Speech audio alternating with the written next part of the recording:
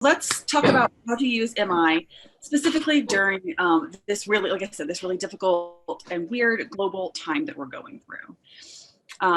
The first thing I want to do before we even really jump into anything is take some time to talk about some COVID-19 considerations. And the biggest of these considerations that I want to focus on is us. We are helpers. A lot of us are in these roles because we get joy and satisfaction from helping other people. And a lot of us have come to a point in this sort of, this last 15 months where it's been difficult to tell if we're really making an impact. We don't get to see people in person as much. And when we do, there are lots of considerations that we have to sort of work with, lots of protocols in place. We don't get to know that we're touching other people in the way that we normally do. So it's important that we are noticing our own, sort of ups and downs in our roles as helpers, and thinking about how those bits come into place. And so, yeah, I see some chat missing your face-to-face interactions for sure. And hopefully in some way we'll get back there soon. But in the meantime, I want to be realistic about talking about how we can help our patient and client populations in a way that is effective, but also really caring for ourselves in the meantime as well.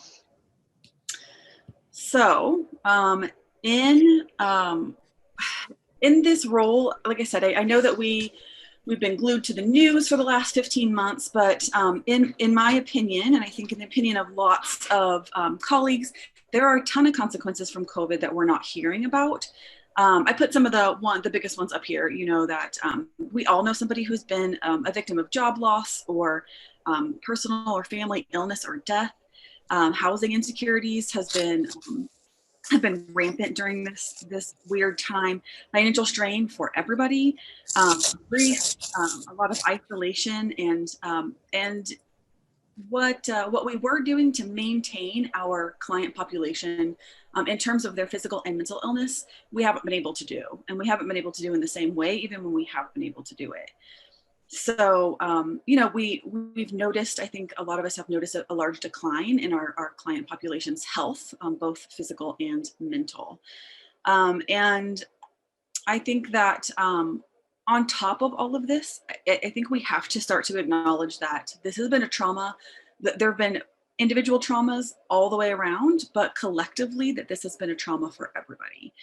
And so it is literally a worldwide trauma at this point. And I don't know if you've noticed or heard your clients saying things like, my normal coping skills just aren't working, or if you've thought that yourself or had that experience. I don't know why, I just can't get motivated. The things I normally do to keep myself well just aren't in place anymore. And those are trauma responses. And those are trauma responses to the things that we're going through. And so, like I said, I just kind of want to point out that we as helpers, we're going through this as well. There's no evidence base on how to be a good helper during a pandemic, because we have never been through it before like this. And so when you're hearing these, these responses from your clients and from yourself, just knowing that we're doing the best that we can, and that is okay for now. And that we have to take care of ourselves, like I said, and take care of each other. In order to kind of make it through this and sort of get to the other side. So I have a lot of faith that we will start to see some empirical research coming out on how to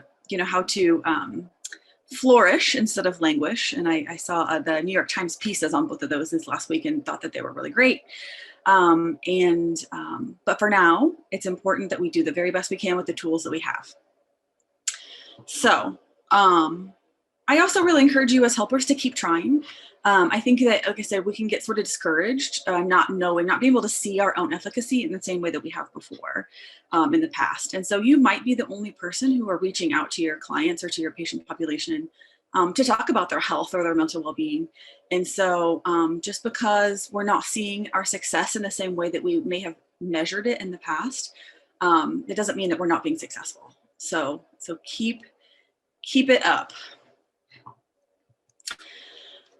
It's really important too that we talk about the disproportional impact. So like I said, everybody in this world has encountered trauma in the last 15 months in some way or another, but it is very, very clear that some populations, especially our marginalized populations, have been impacted to a much more severe and significant degree than non-marginalized populations. And so as of June 2020, the CDC reported that about 22% of COVID-19 cases were felt by African Americans, and about a third were felt by the Latinx population. And that's despite the fact that these groups comprise only about 13% and 18% of the US population, respectively. So you can see that that's way out of proportion. And so I bring these statistics up. You can see the case study that I'm referencing here. And, these populations experience not only higher case rates, but also higher death rates. And it is at this point a social justice issue that we really have a responsibility to look through this social justice lens when working with members of these marginalized populations. And so knowing that, like I said, while all of us have had impact in some way or another, that it is much, much more likely that members of these populations have come into either more instances of trauma or, have just experienced a wider range of instances of trauma. So I bring this up because I know that for a lot of us, it is part of our personal mission and our professional mission to bridge the specific gap in care between marginalized populations and our healthcare system.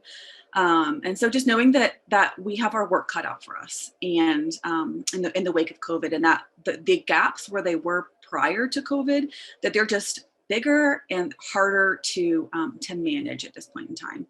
But I think I just sort of have to echo myself here in saying that it's a larger mountain for us to climb, but I do think that in time it will be climbable. So we have to help each other on the way up. So. It's also really important to remember that people are entangled right now, that you're not just talking to your client or your patient, you're talking to their job insecurity, you're talking to their grief, their fear of illness, their experience with illness. So when using MI with your client populations right now, just remember to consider these factors. Ask about them, acknowledge them as barriers to attaining care. In some ways, these experiences and this trauma can be like an elephant in the room, and unless we acknowledge it and really, I think, I don't want to say take responsibility for it, because it's clearly not a responsibility, but take responsibility for having discussion around it. So asking permission is a good MI technique. We're not going to talk about it a ton today, but if you're familiar with that as an MI technique, that it's really helpful to ask permission. Can I share with you what other people who I've been talking to have been struggling with, or how they've overcome some of these barriers or challenges? Asking permission to share other people's experiences, asking permission even to share your own, because like I said, we are also going through this pandemic at the same time that everybody else is. So I think having an attitude of we're all in this together, and that we're doing the best we can to help each other through this storm that we're in.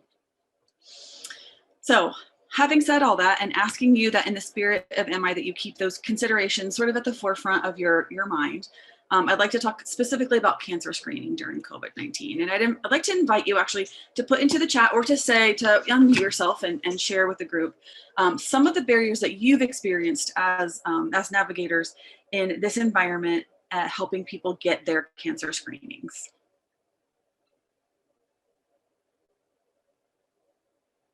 What is one significant barrier you've experienced in linking your clients with necessary screenings during COVID? This is Laura, and it's actually having the facilities open and available to perform these screenings. Our mammography department we did close down early on, and they put a halt to our colonoscopies, the screenings. So that was difficult. Another barrier was the patient actually just wanting to go in. They were afraid of contracting COVID. Absolutely. Absolutely. Yep. Good. Thank you, Laura. Who else can share?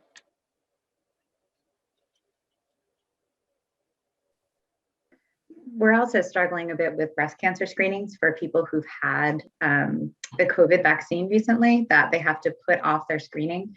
And in addition, in the area we're in Vermont, there was a significant cyber attack that shut down several of the hospitals for a few months. So there was the COVID backlog, then the cyber attack, and now they're having to push people out because of the vaccine campaign, which is wonderful. But I just called a bunch of the clinics today, and some of them are 5 months out in scheduling just for a screening mammogram. 5 months. That is not helpful. No, not at all.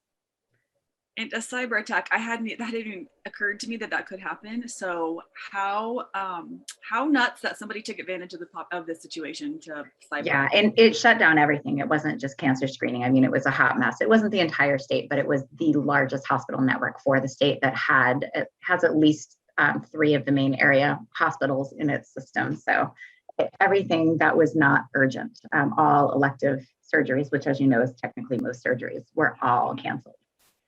My goodness. Thank you for sharing.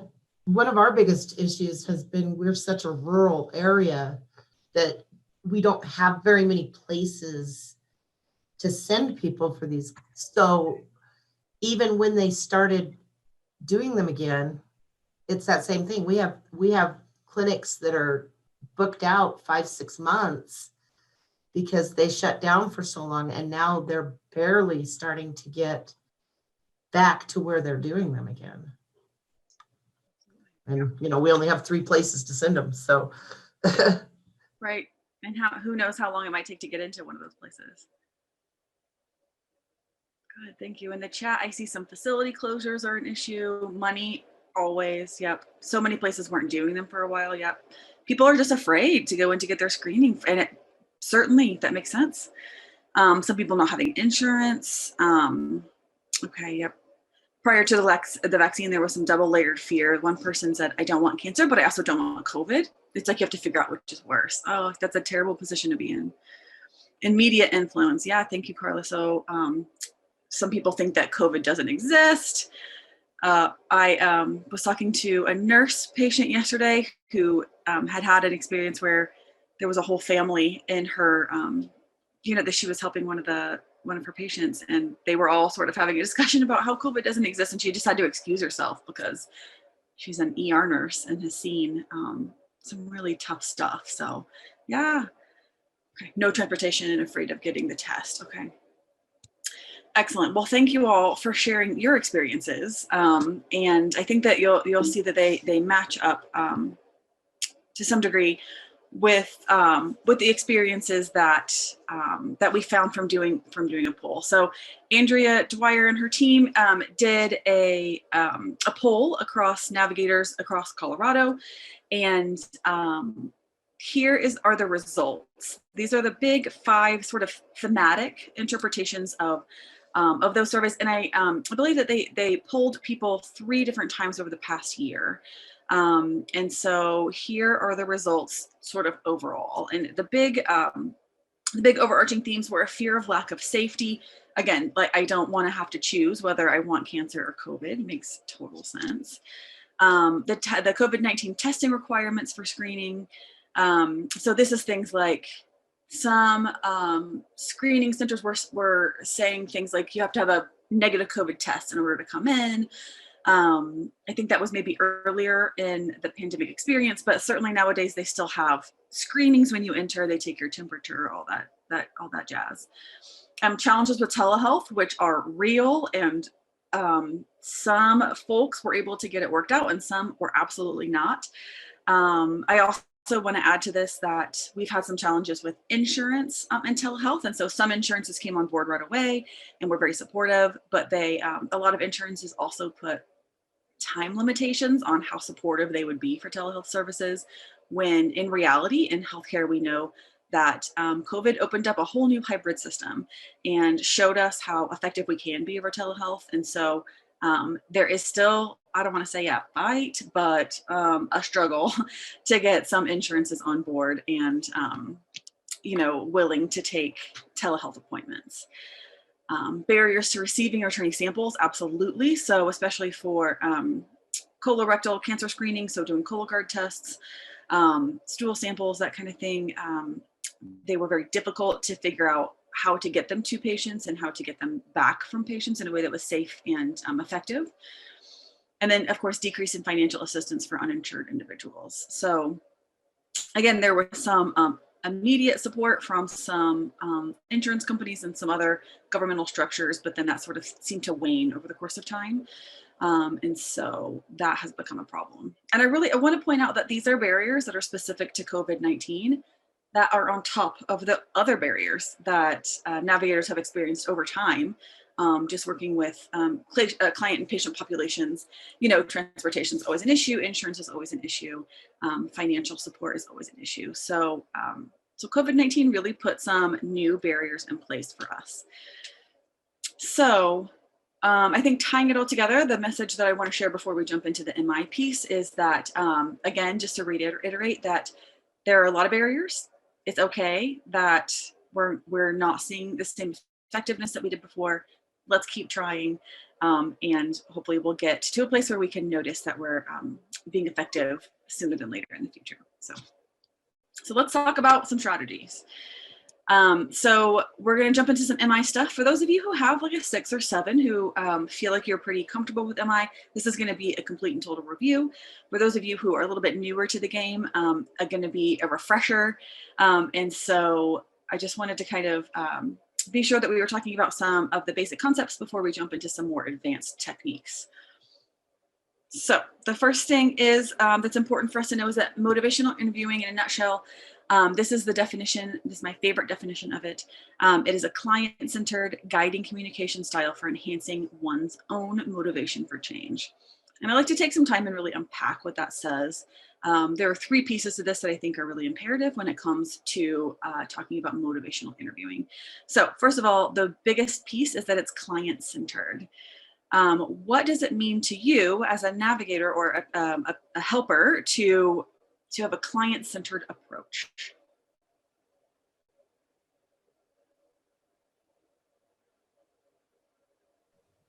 They have to have a buy-in. The patient has to want to do something. 100%, absolutely. Yes, I was going to say, you can't tell them what to do. You have to ask them what they want to do. Absolutely.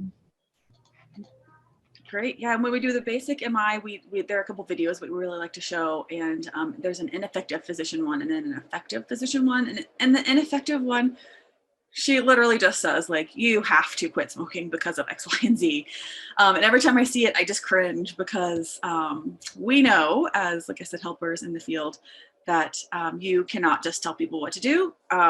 You have to let them make the decision because it's their life. We all get to make our own decisions. Great. And so Sharon says, yeah, if you were, oh, sorry, that was from the last bit. So Gloria says it's their decision. And Katie says, meet the patient where they're at. They guide their care. Perfect. Love it. Great. So client-centered is the first part. The second part I like to point out is that it's a guiding communication style. So what do we mean when we say a communication style? How is that different than like a therapeutic modality?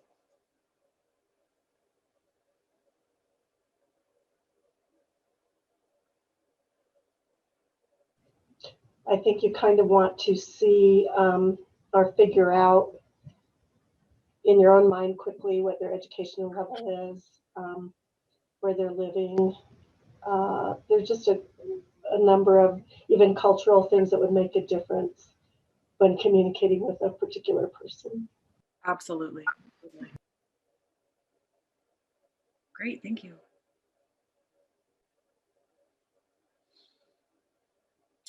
I think one thing to point out when we're talking about the difference between a communication style and a therapeutic modality is that a communication style is something that you take with you sort of all the time. And once you do MI enough, you might find that you use MI to help you communicate better at home with your partner or with your kids. It's not a therapeutic modality, which is more of like a guided or canned sort of way of working with patients. It is instead just a way of talking to people. And so in a way, in many ways, it is much more effective because people immediately feel seen and heard and understood. And there's nothing that makes an intervention more effective than people feeling as though the helper is kind of come alongside them. So MI is great for that. And then the last bit that I love to point out is that it's a person's own motivation for change. And so this effectively is, again, just sort of pointing out that it's not what we want for them. Of course, we want all of our clients to feel healthy and happy and to be living their best life. And we might think we know what that looks like for them. But as somebody pointed out earlier, that there could be cultural considerations where, this person living and being happy and healthy, what that looks or feels like for them is different than what it is for us. And it's imperative that we're respectful of that and can let the person take the lead and tell us what it means to them to lead their most happy and healthy life. So it has to be their motivation, and they have to be motivated for it. It's one thing for people to say, yeah, if I was the happiest and healthiest, I wouldn't smoke cigarettes. I wouldn't, I wouldn't be obese. I would get all of my cancer screenings every time they're recommended. But it's another thing for them to say that this is what I'm motivated to do to get to a place where I'm the happiest and healthiest I can be. So we really have to kind of like put them in the driver's seat, and we can absolutely live in the passenger seat, cheering them on. So let's talk briefly about the MI spirit. This is really important to discuss whenever we're talking about MI. If we're not coming from a place of an appropriate MI spirit, then people see that and they can feel it, and a lot of times will respond to it. So it's imperative that we come to the table with these bits in place, and then we can be much more active and effective helpers. So the first thing is that we have to feel compassion. And when we say compassion, I think it's important to know that, I guess really honestly, in my opinion, compassion isn't enough. We have to have compassion, and on top of compassion, we have to have empathy. And so I think compassion is feeling with somebody, for somebody. Compassion is feeling for somebody. Empathy is feeling with somebody. So I want to acknowledge that it's really difficult for us as helpers today, right now, to always have empathy for our client population. And it's okay if you can't do it all the time. I think for a lot of us, the job we signed up for and the job that we're doing right now because of COVID look and feel a lot different. And so again, we might be focusing on a lot more trauma than we wanted to, or feel like we know how to deal with. And it might not be the best idea for us to be immersed in feeling with 20 people a day who have severe and significant trauma. And so I want to put a sort of a caveat on that for right now, that it might not be okay to have empathy all the time, and that's gotta be okay. But in general, if we can have empathy for our clients and our patient population, people look at they feel that and they appreciate that. So certainly having acceptance is par for the course. This is something that, again, lots of us helpers come to the table with already, where we just feel pretty open-minded and have a space for everybody else's experience, and can respect that experience is different than our own. Partnership is really important, having a collaboration between yourself and the patient or the client, sharing that power, active collaboration between experts. And I love it when we cage it this way, because what we're saying is that the patient or client is the expert of themselves, and we are the expert of content around health and well-being. And so when we layer those or pair those together, then we can get pretty far on how to help the person be, enjoy the most wellness that they possibly can. And then evocation, and we're going to talk about this a little bit more in just one moment. And so this is the skill of being able to draw out their views about their change area. And so there's a skill involved, but there's also a spirit involved. And the spirit is having a space for that person to talk out, to discuss, to sort of grapple with an idea about some positive health behavior change, and having the patience to help them discuss, even if it isn't going the way that we think it should go. So those are the 4 pillars of our MI spirit. I want to talk briefly about some MI processes as well, and then we're going to jump into some specifics. So here are the 4 processes. Let's talk about them one by one. So our first process is engaging. And I'm going to go ahead and advance the slide because we are going to break these down. So let's talk about engaging as a process. So this is this is the first 30 seconds to 5 minutes maybe that you're with a client. And so I do want to point out that this might look a little bit different over Zoom or on the phone than it could be if you were in the office face to face with a client. But I want to know from you, again, in the chat, or pop off your mute and share, what are some tools you use to engage effectively with your clients?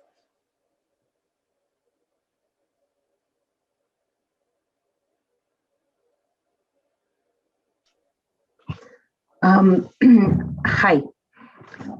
We're very lucky at Salud that we have a very high, well, we're not lucky that we have a high language barrier, but we're very lucky that we have bilingual healthcare providers.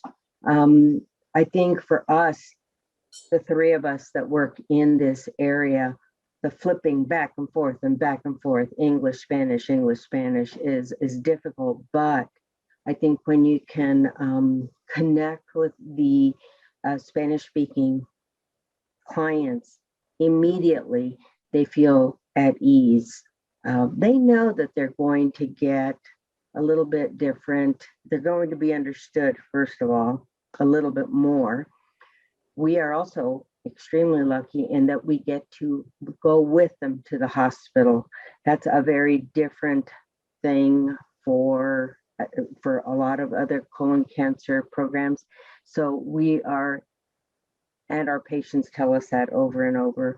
I'm so glad that I see somebody that understands, and actually the hospital is ever so grateful for that. But I think it's that initial connection with them on their level. I'm just sad I don't know more languages than English and Spanish.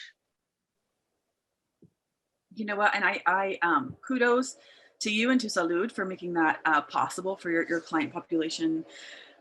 Because yeah, if you are a person who is bilingual and you go to get help and you cannot get services in your first language, or even if it is your second language and that's what you prefer, then it is, again, a social justice issue to be able to get services in the language that you prefer. So excellent. Yeah. So letting people know, hey, I have the ability to communicate with you in the way that you prefer to be communicated with. Excellent. Good. We briefly did this last week in just sort of an introduction to MI, and one of the participants said that they smile first, which I thought was excellent. Any way that you can communicate to your client, and again, even if you're on the phone, people can tell if you're smiling or not. And so, even using those basic communication skills, if you're on the phone, people can tell, and they know, and they can really feel if you're happy to be spending time with them or not. So yeah, so engaging is just this establishing a helping relationship, the little things that you do leading toward people, your body language, your vocal tonation, letting people know that you are happy to be of help to them. Great.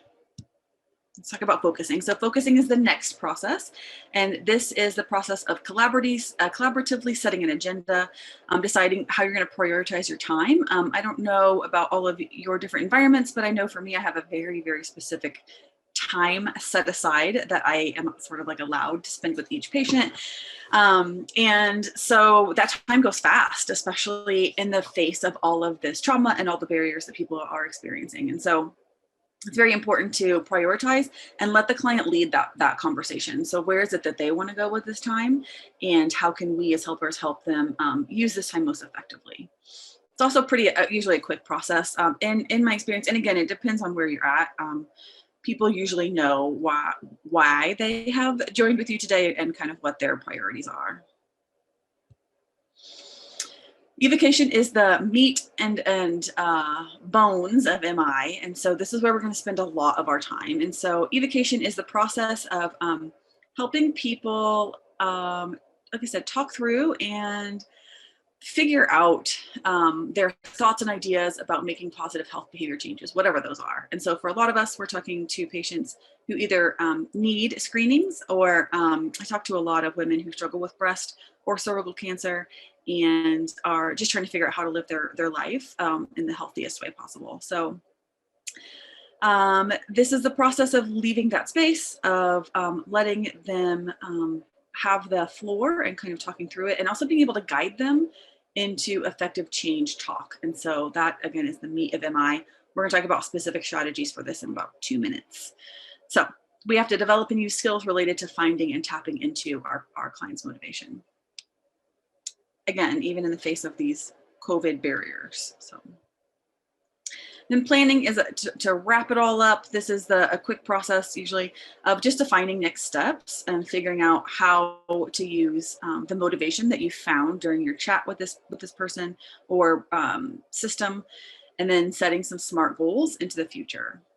So let's jump in. Let me first, before we jump into specific skills for increasing cancer screenings, let me ask if there are any questions or if anybody has any thoughts before we jump into more specifics.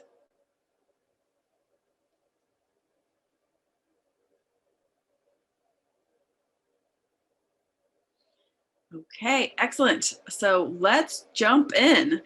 So here, you know, again, this is a topic when I was doing research for this that I noticed that there are not a lot of other folks talking about. So, so these are just some strategies that I have been using over the last 15 months.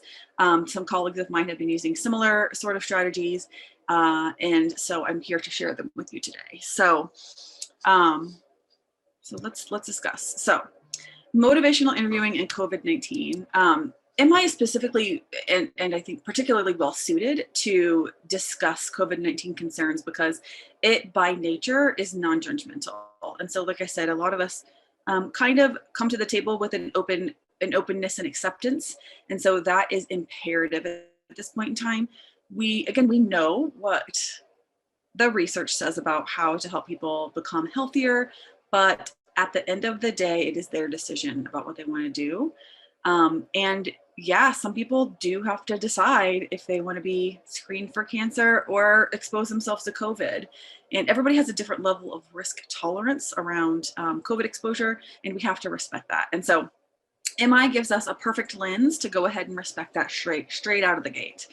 It's very strengths-based, and so instead of spending time talking about barriers, it guides us to help client and patient populations spend time talking about the strengths that they have and the resources that they have to get what they need. We have to be very empathetic to use MI effectively, and empathy will go a long way when talking about COVID. It's individualized, so it's not a cookie cutter approach. There's no like do A, B, and then C. Instead, it's use a communication style, not a therapeutic modality, but use this communication style to communicate effectively with your client about making positive health behavior changes. And then it's also focused on autonomy. And so again, we have to be really respectful that if somebody comes to the conclusion that they have more of a risk if they expose themselves to COVID than they do to get their cancer screening, after talking through it with them and doing some change talk, focused exercises, if that's where they end up, that has to be okay. So it's focused on autonomy and respect for every patient and client population that we will come into contact with. So again, here are the barriers we mentioned earlier. We're going to be focusing on using some specific MI skills to address these barriers. So these are the same ones that we talked about earlier. So let's talk about it. There are 2 different skills we're going to talk about today. There is a second installation of this training that will occur in June. And so we'll talk about 2 more there. I feel like today's agenda might be a little ambitious, so we might need to tighten up the timing around some of our some of our practices, but I do really, really encourage you to practice these skills in between now and next time, and let's come back together and talk about how it goes. So the first MI skill is using complex reflections. So if you will remember back to your basic MI training, there are 4 skills that we like to use for MI, and we call these our ORs. Can somebody fill us in on what the O for ORs is? Is it open-ended questions? Questions. Ding, ding, ding, good job. Yeah, so open-ended questions, which is phrasing your questions to your client in a way that will allow them to have space to answer. So not yes or no questions, not one answer questions, but phrasing things in a way for your client to extrapolate on their response instead of just saying yes or no. So great, open-ended questions, yep. What is the A? Affirmations? Affirmation. Absolutely. Anybody want to say what an affirmation is? Put you on the spot. A positive thought or a positive. I was going to say like telling them like when they are working on something and no matter how little it is, given that affirmation, like, well, good. It's like next week you could try harder or something, like if they're walking or something. Praise. You did 10 minutes, you can do 20 minutes this week, or like praise and See a chat here. Affirmations build confidence, absolutely, in a person's ability to change. So specifically, affirmations are phrases we can use that are in the positive that will help people acknowledge and benefit and move toward change. So great. So what is the, we're going to do the S first, we're going to come back to the R. So what is the S in our ORs? Summary. Summarizing. Great, great. And what is summarizing? Summing up what they just told you, everything that they told you, it's like feeding it back to them. Absolutely. Yeah, I like to think of it as sort of like packing it all nicely and neatly into a box and putting a big red bow on it and giving it back to them. So sort of reiterating all the things you talked about. Great. So let's talk about the R. What is an R? What is our R in ORs? Reflection. Absolutely. And what's a reflection? Kind of like paraphrasing what they told you. Perfect. Yeah. So a reflection at its very base is just repeating back to the client what they've said to you.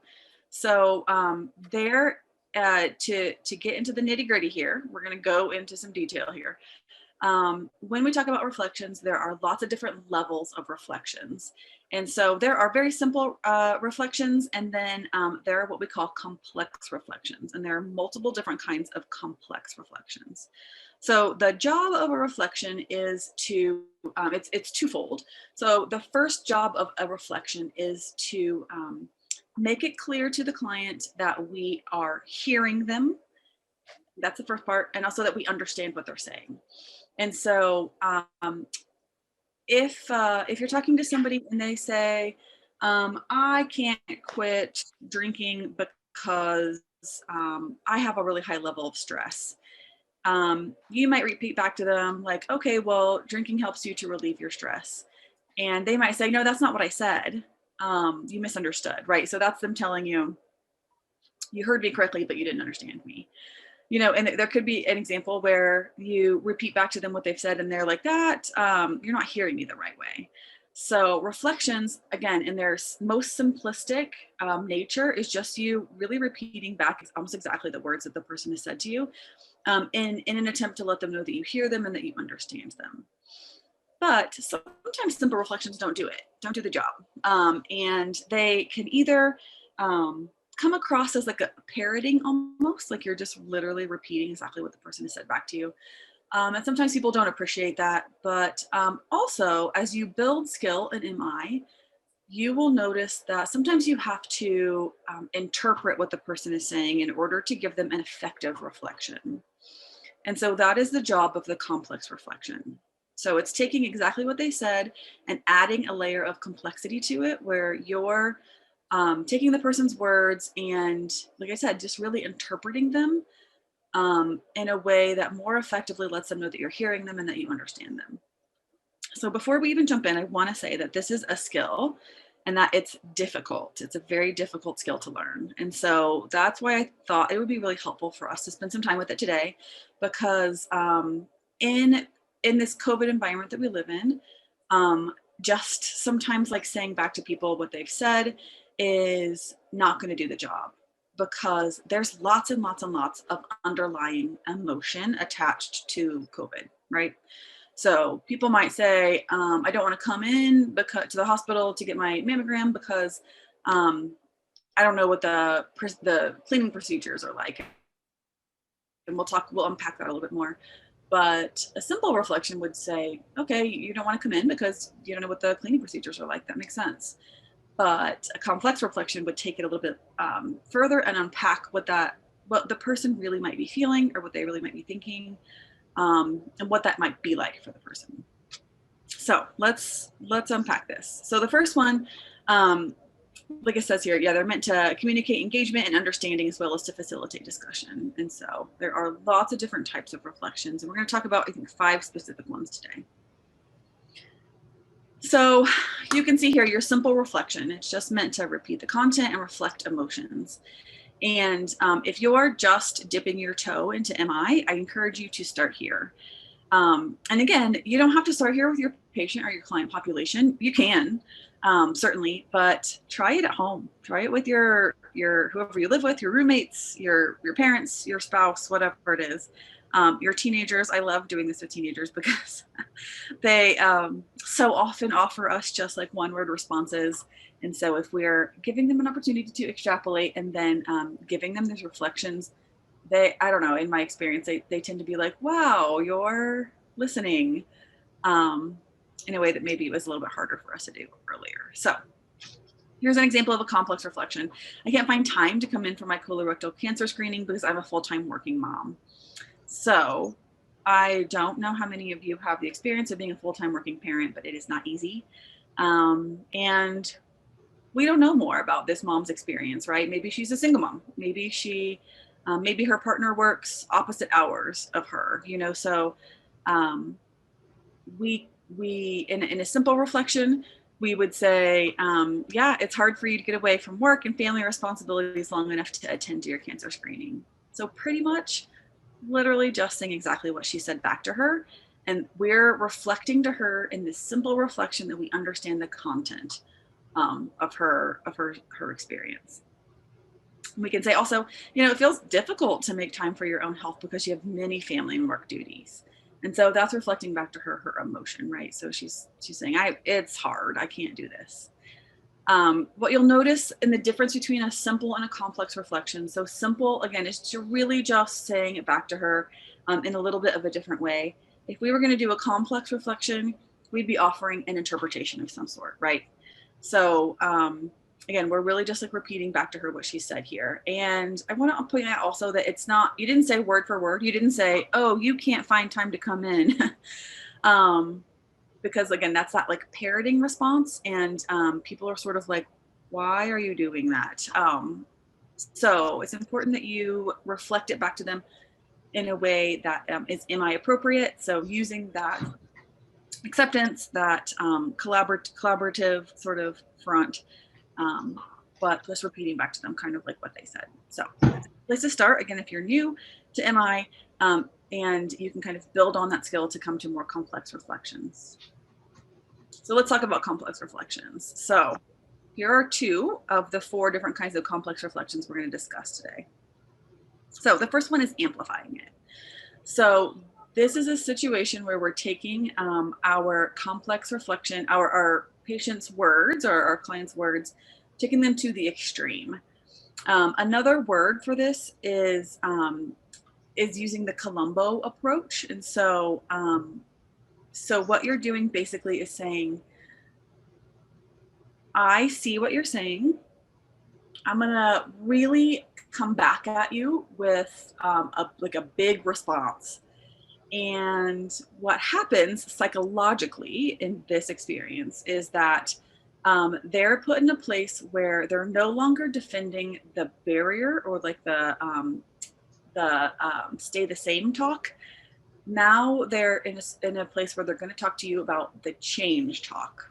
Okay, so let me kind of unpack this. So if the patient says exactly the same thing as she said in our simple reflection. So she says, I can't find the time to come in for my colorectal cancer screening because I'm a full-time working mom. The amplified response might say something like, okay, you're just, it seems like you're not feeling interested in a colorectal cancer screening right now. And so you have to be careful with this kind of complex reflection. You have to have a pretty good relationship with the person before you kind of jump into this. You might be thinking in your head how this would really backfire, especially with somebody that you don't know. And I absolutely agree. So reserve this for people that you feel pretty comfortable with. So the way that this works is that she said, okay, I just can't find the time. And when we say like, okay, no, it's totally fine if it's not important for you right now. That makes sense. And again, I really encourage you to come at it from that the spirit of MI, because it can sound kind of rude too if you don't. So saying something like, okay, yeah, you're just not interested right now. That's totally fine. And hearing her say, oh, no, it's not that I'm not interested. I really want to get a cancer screening. I'm not sure who can watch the kids, which is specifying the barrier, and is way easier to problem solve than just saying I don't have time, right? So she's saying, no, I really want to come in. I don't want to get cancer. I want to know, it's important to me. But the specific barrier is this. And then you can really sort of unpack what that looks like in terms of problem solving a whole lot easier.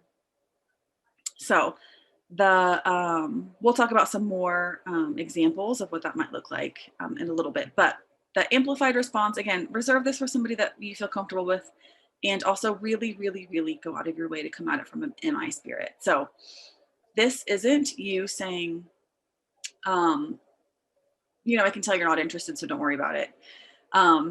Instead, it's a psychological technique that you can kind of use to say, okay, no, it's, if this isn't where you're at right now, it's okay. And then letting them fill the gap in between. They can totally also say, okay, yeah, so you get it that I'm not there right now. And then we have to really respect that's where that person is, and accept that and be okay with that. So any questions about complex reflection? I'm sorry, about amplified reflections before we move on? It's kind of a tricky one. And we'll have some time to practice these. So.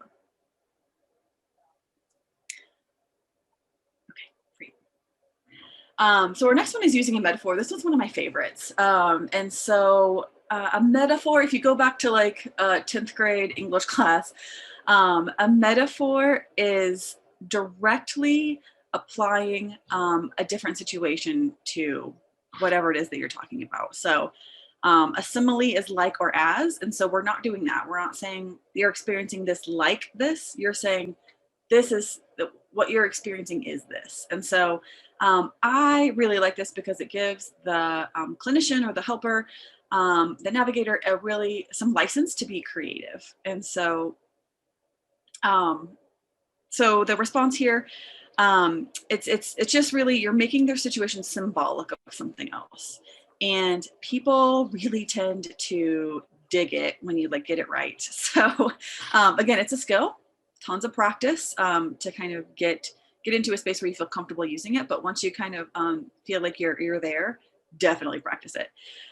So getting to cancer screening would be a mountain, and that's just too high for you to climb right now. So that's a metaphor, right? So we're making the getting there into a mountain, and we're making the cancer screening itself into like the tippity point of a mountain, and getting there is the hike. And so I think that this works for lots of different reasons. I think it takes the pressure off.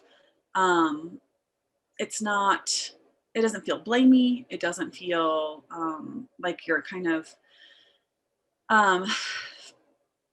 it feels to the person like you're understanding it in a way that is really deep and sincere.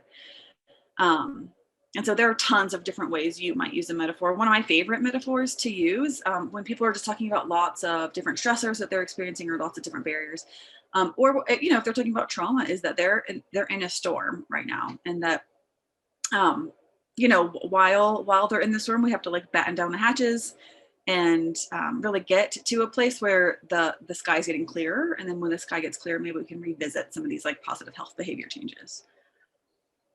So again, we'll have some time to practice. So using a metaphor is really fun and gives you some creative license, which is one of the things I love most about being a behavioral health clinician, is that it is art and science together, and that is part of the art.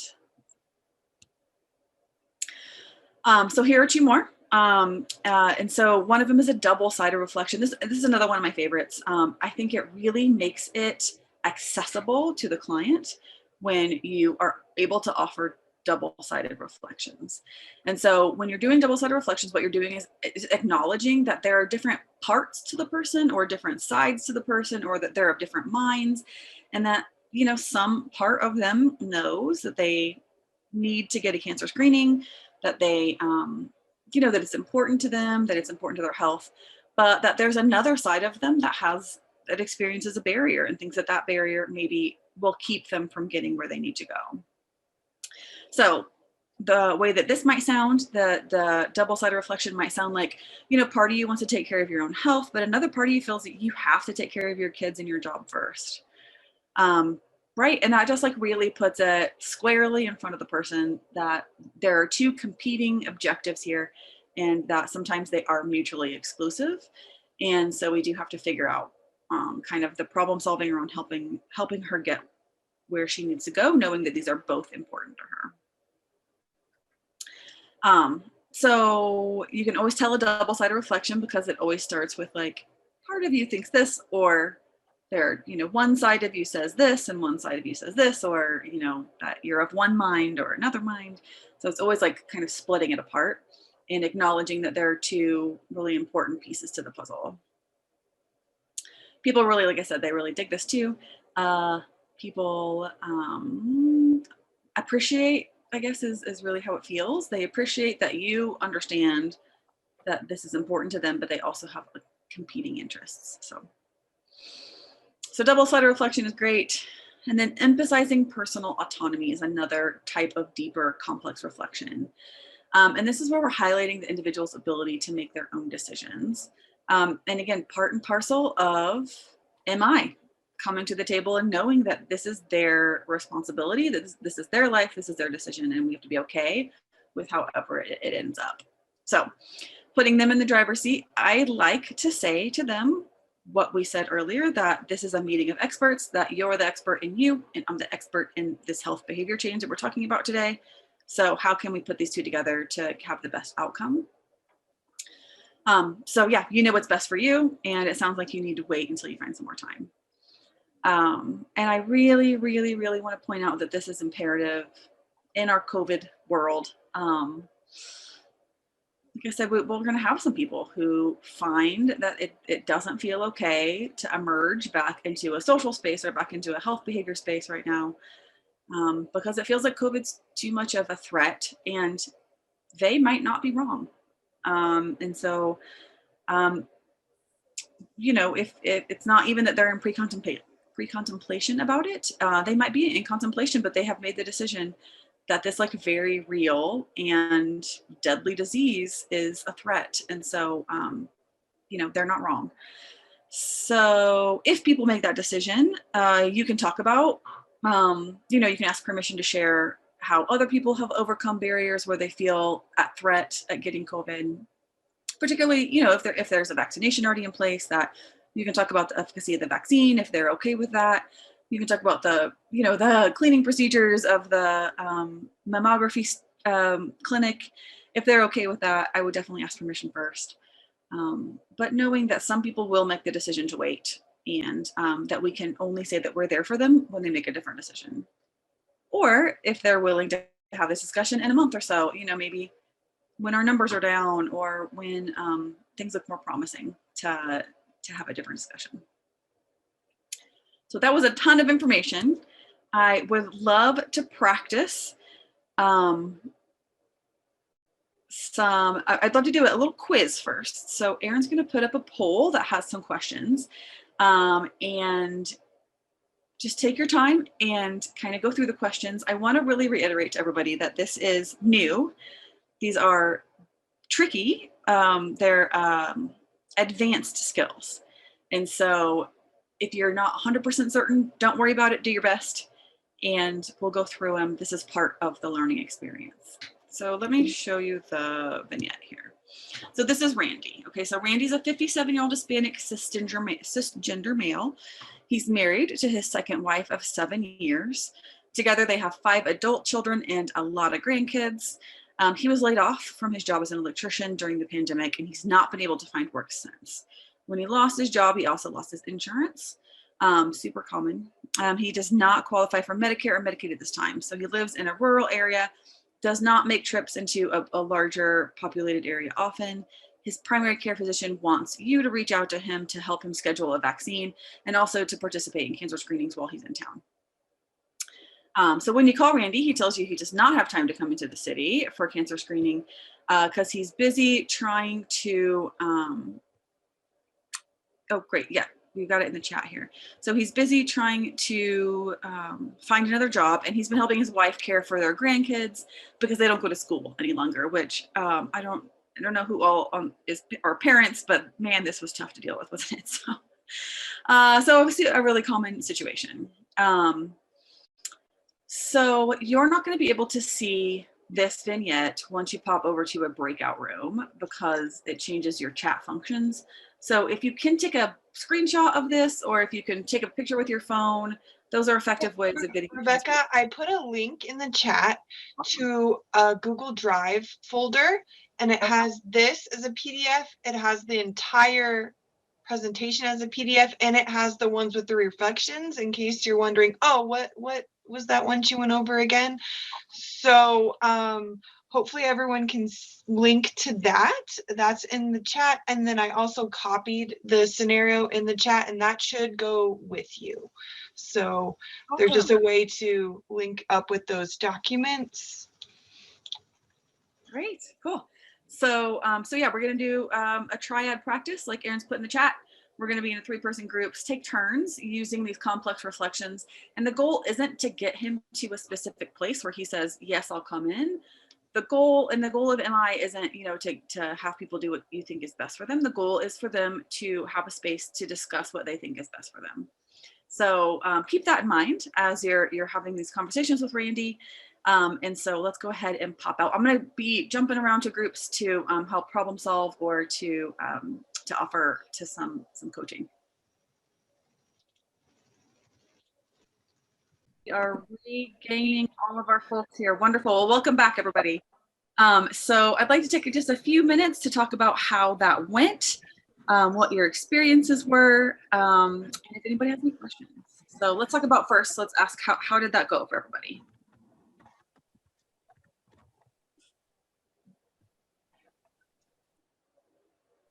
I think we did well.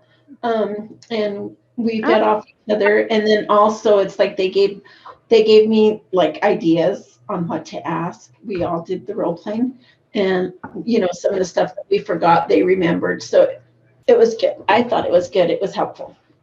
Right, and for those of you just coming back to the big room, we are just having a welcome back, and we're just having a discussion on how that went. And so thank you, Victoria. So other thoughts or ideas about how that went? It was good. Good. If I was with a real patient in my office, I think I'd be more comfortable in my setting, but knowing that we're being critiqued and stuff makes it a little more nerve-wracking, especially if you put me in a meeting with my supervisor. Is that what happened? Oh my gosh. Yeah. I'm sorry. Oh no. Wah, wah. I'm just joking. Well, thank you for being a good sport, Kayla, and playing along anyhow. So, oh goodness. Okay. Good. So Guadalupe says we had a great team with diverse ideas. Excellent. And Katie says you all had a good practice session. Good. All right. Anybody have any questions? I popped into one of the groups, and they were asking how to kind of use an amplification with Randy. And so I wanted to kind of talk a little bit about that, just in case that was a technique that you tried that maybe didn't work, or if it worked, I'd love to hear from you too. But I was just saying, just from the context of the vignette, unless you really, really know Randy really well, you might skip that one and try one of the other ones instead. And like I said, unless you really, really have a good relationship with him and can say, all right, you have a lot going on, sir. I see that this is not important to you right now. And give him the space to kind of say like, no, it's not that it's not important. It's just that like, look what I have going on. I don't have, I don't have a babysitter for these kids that I'm trying to school. And then, like I said, it gives him an opportunity to really like pinpoint what the barrier is. And I talked to one person who was saying like, I can help people solve all kinds of issues, but I cannot help them solve childcare. And that is 100% fair, right? And so maybe the answer to that question is, all right, I see that it's important to you, Randy. Like it's clear, you're making it clear to me that it's important, but it's just impossible right now. So why don't I call you again in August when kids go back to school? Fingers crossed they go back to school. And let's talk about how to get you on the books then. Or like, let's make an appointment for you for like August, whatever, 19th or whatever. And knowing your kids will be back in school by then, and we can get you in at that day. Because, and I know, like I heard somebody else say, and this is so true, this is true for my clinic, I'm scheduling into September, which is really not helpful for patients. And so, yeah, so saying, let's go ahead and get you on the schedule because we're scheduling far out anyway. So let's get it going. Excellent. Okay, great. Let's see if there's one more chat. Anybody else have any questions or thoughts about how that went?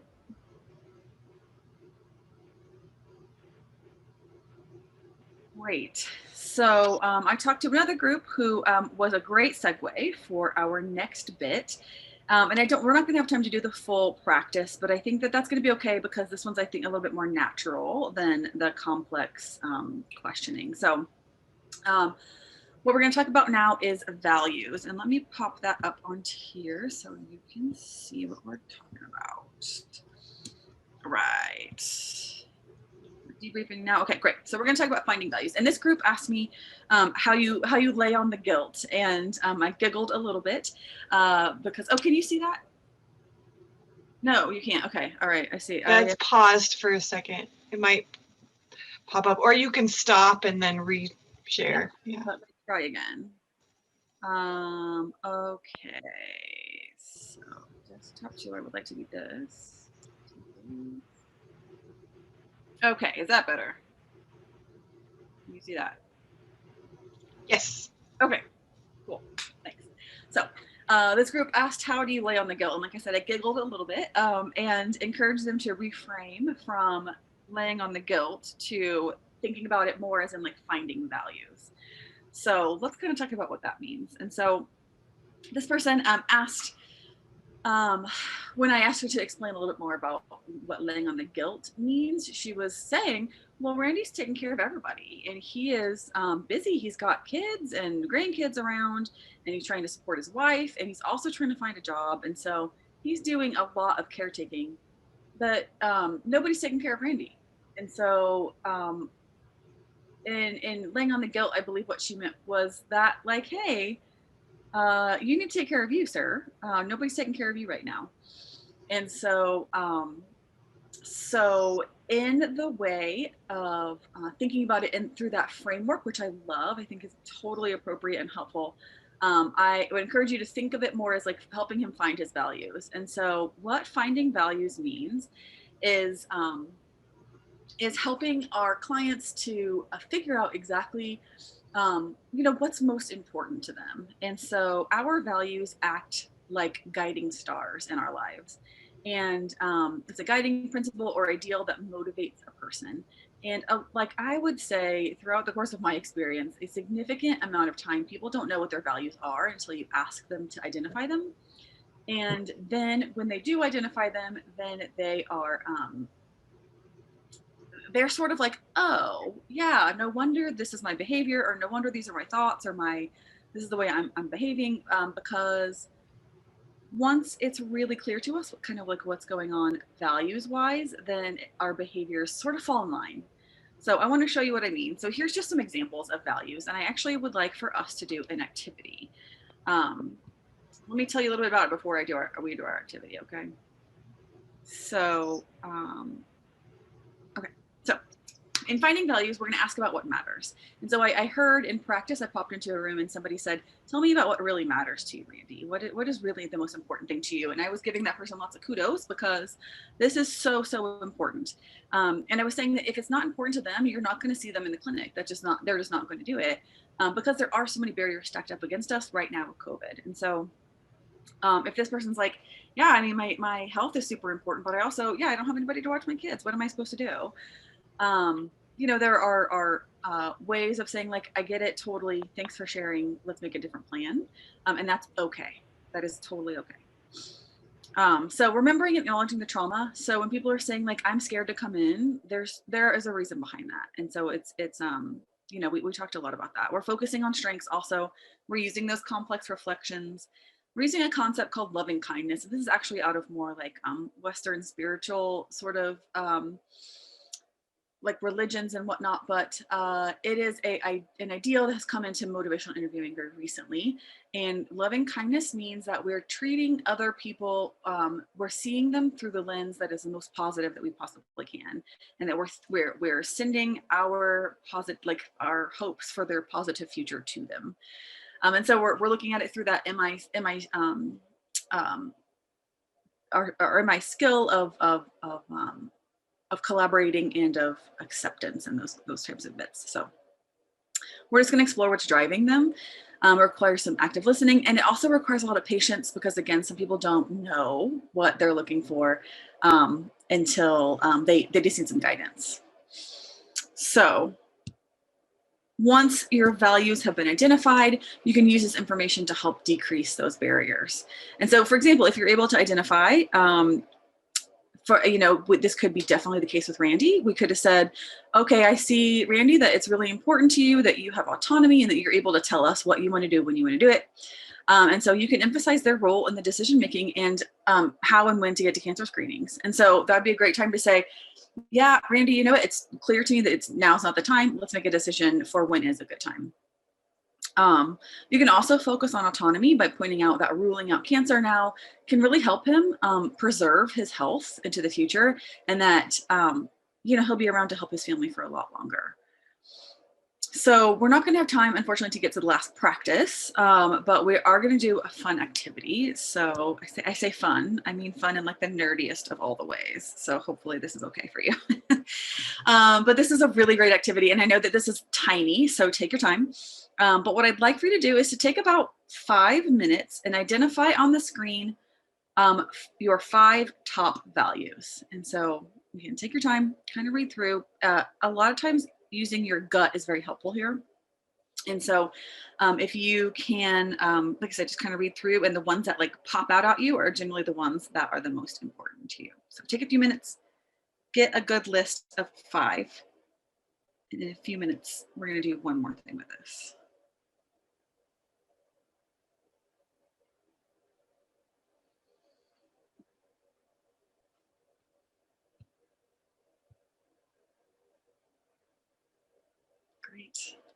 Great. I see some people putting it in the chat. Thank you for sharing. So for those of you who have your 5, I want to encourage you to take the next couple of minutes and try to whittle it down to 2. Super hard, but give it a shot.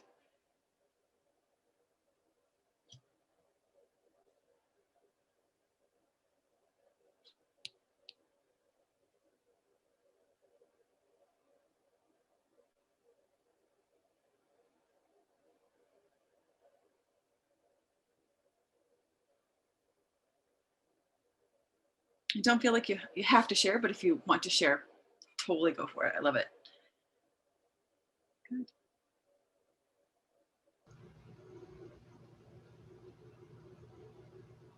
Take one more minute.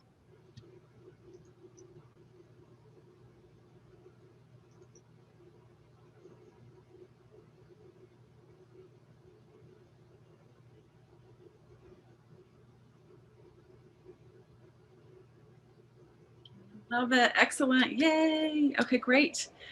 So thank you so much for those of you sharing in the chat.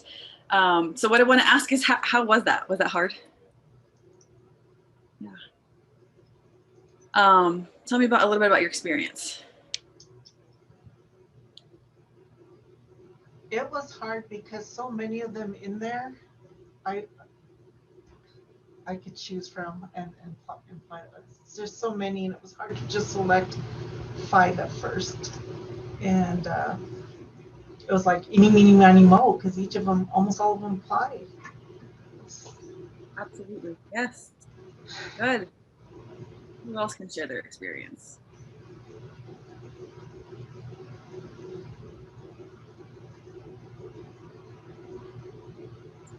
Does anybody find that they sort of got like large pools that were sort of similar, and you just kind of had to like pick the one that was representative of those pools?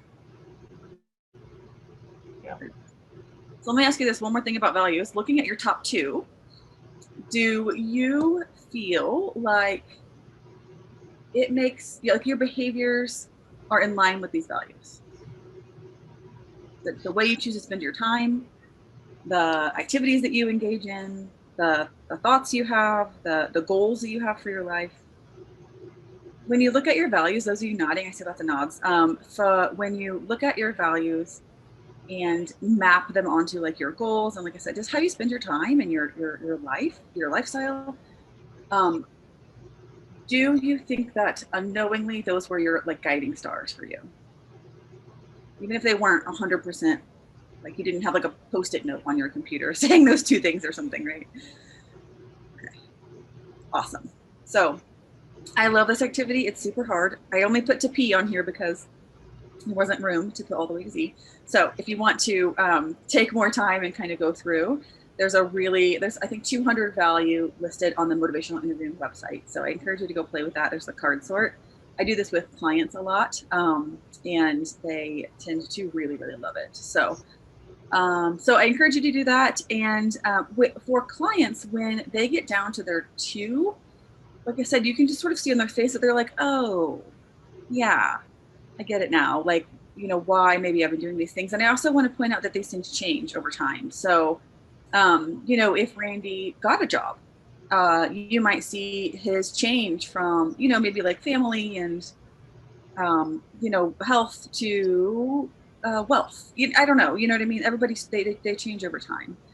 And so keeping that in mind and being accepting and supportive of whatever their values are, and helping them tie their values to positive health behavior change. So that's the key right there. So I saw in the chat, lots of people identified family. If your clients identify family as something that's important to them, it is a really great segue to saying, like, let's make it so that you're there for them for longer. Let's make it so that you're available to your family to help out for longer. If they identify achievement, then yeah, let's achieve this goal right now, and then we don't have to do it again for 3 years or 5 years or whatever. So does that kind of make sense? Okay. Any questions about that?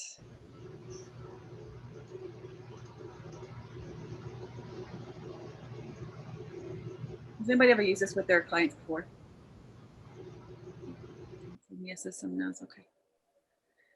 Okay, great. Well, I'm noticing that we're about 4 minutes until noon. I don't want to take too much time, but I do want to leave some space for any questions, concerns. I know that there are some announcements. Please do, Aaron's just put the evaluation link in the evaluation. Please fill out the evaluation. If there's any way we can improve, we'd love to do that for next time. So any questions or thoughts?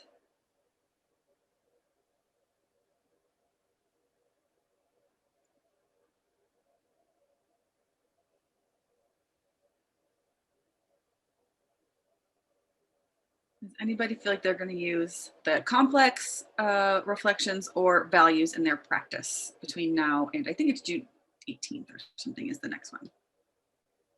Yeah, great. Good, yeah, let's see here. Looks like there's resources for exploring this topic. Yes. So I would definitely start with the Motivational Interviewing website, and I think it's just motivationalinterviewing.com. It is motivational interviewing was started by Rolnick and the other guys, Miller and Rolnick. Okay, great. I was like, yeah. So this is their website, motivationalinterviewing.com, and it is free. And Erin, can you put it in the chat? Just motivationalinterviewing.com. Sure. Thank you.